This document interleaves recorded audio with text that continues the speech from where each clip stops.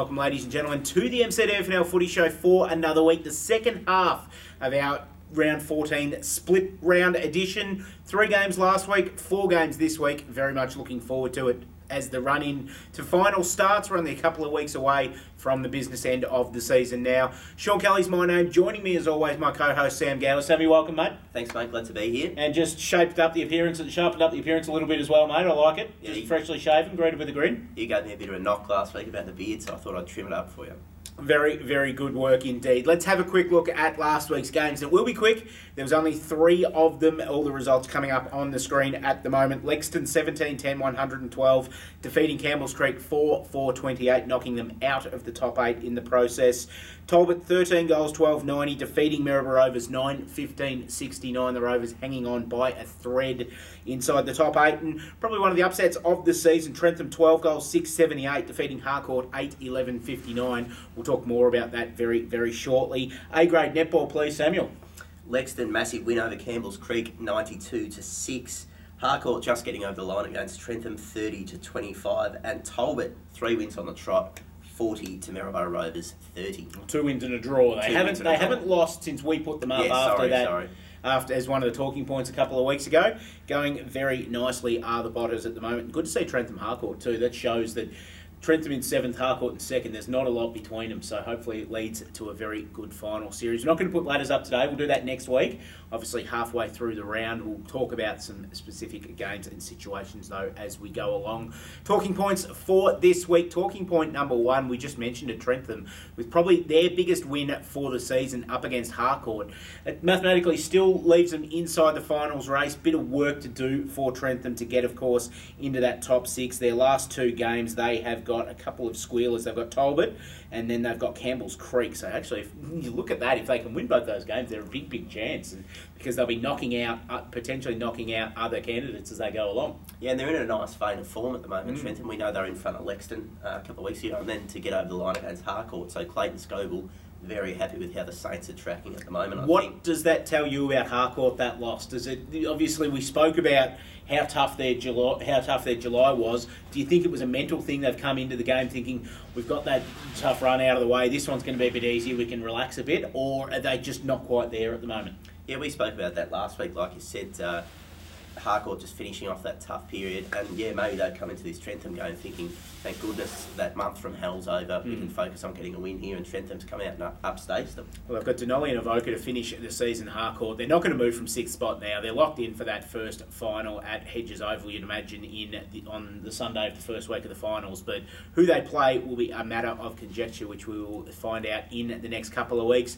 Talking point number 2, looking a little bit further ahead, of course, and foreshadowing round 15, our community awareness round in round 15. We had it last year. We had the Say No to Family Violence round. We've extended it a little bit this year because we're also joining in with Beyond Blue and doing something that hasn't been done all that often, and it can be a bit of a touch paper, but we're also looking at, obviously, the inclusion for gay and lesbian people within the community and within the football scene as well. So some fantastic community awareness decisions that we've made for next weekend, and some great courses to look at. Of course, Say No to Family Violence, also looking at that once again as well. Domestic violence against women and against families in particular just has to stop completely. So something that once again this year we'll be highlighting.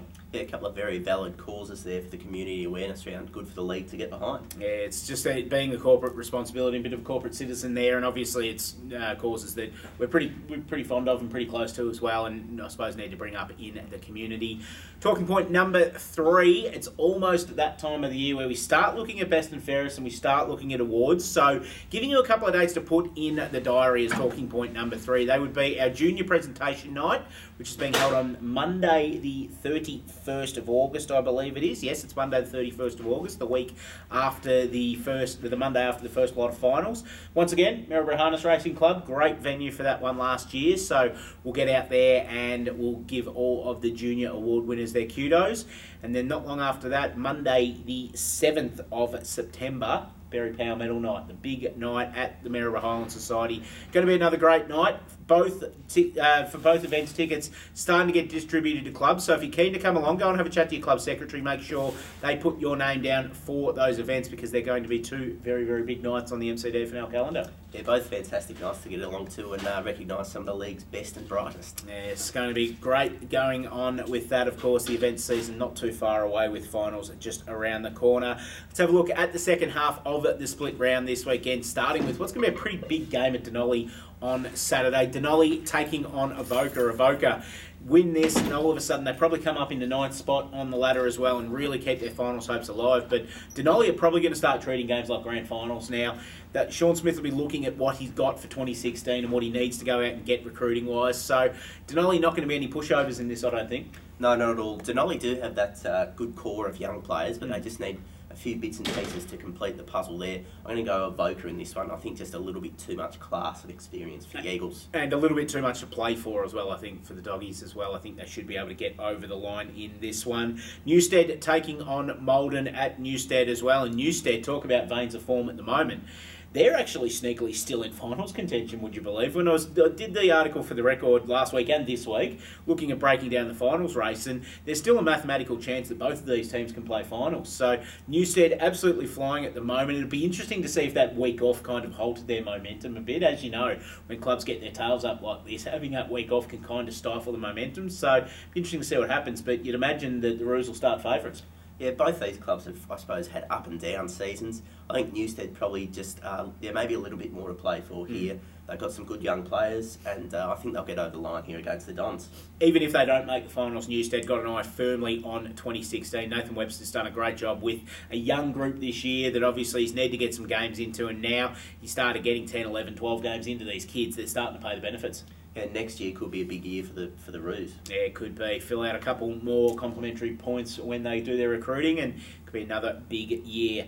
A couple of huge games as well this weekend. Natty Bialaba taking on Royal Park out at Natty. This is big. Natty drop this, they leave themselves open to dropping out of the top 4. If Natty win this, it's top 4 done and dusted. Yeah, and the Swans will be really, really keen to lock that 4th spot in. I know it means you're taking on Navarre probably in the first final, but it does earn you the double chance, whereas if they miss out, it's do or die come finals time. It is indeed going to be a big day for the Natty backline as well, because we know Royal Park have been in some goal-kicking form this year. Murray Bond's been in great touch for the last month or so. Josh Brown's kicking goals. Zach Stewart's kicking goals as well. So that backline's really got to stand up. Yeah, it certainly does. Plenty of experience down there. Chris Jardine.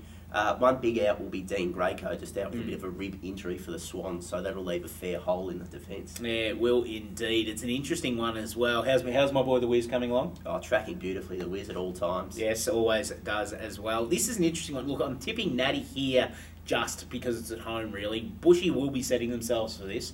Absolutely no doubt about it. They'll know that they want that double chance, and I think they're in the same boat. They don't care if they play Navarre in the first week of the final either, because you're in a nothing to lose kind of scenario when you play that. You can throw absolutely everything you can at Navarre and you're not expected to win.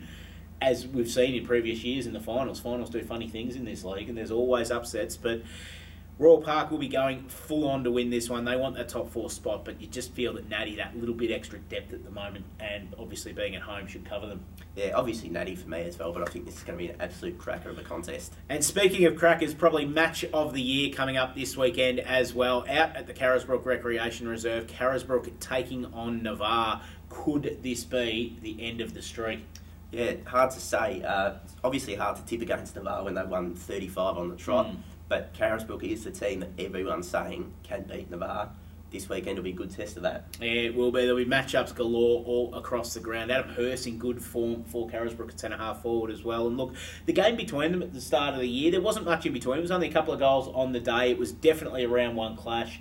Liam Cunningham going down in the first 10 minutes of the game really hurt Carisbrook's structure on that day. Big Nath didn't play. I believe that's the day he was sinking froths at a wedding, so as opposed to playing footy. So he'll be there and he'll be up and about. Matthew Bilton, of course, has been in ripping form in the last few weeks as well, but Navarre haven't put a foot wrong all year. I can't tip against them simply because they are who they are.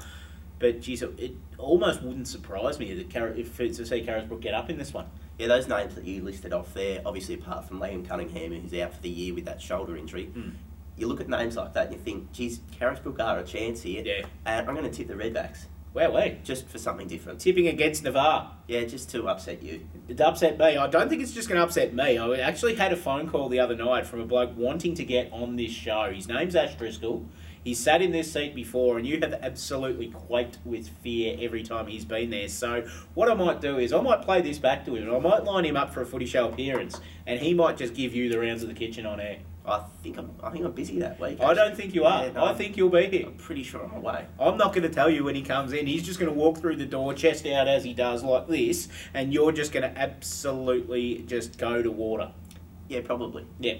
No doubt about that, actually. Looking forward to seeing Ash Driscoll belt the living suitcase out of Sam Gowers on the Footy Show in coming weeks. That's all the time we've got time for this week. Thank you for joining us once again on the MCDFNL Footy Show. Thanks to all our friends at Bendigo Bank for your support in bringing this show to life. We'll see you again next week, Sammy. Thanks for joining us, mate. Always a pleasure, mate. And thank you for joining us as well. We'll be back next week to preview Community Awareness Round 15 in the Maryborough Castlemaine District Football and Netball League.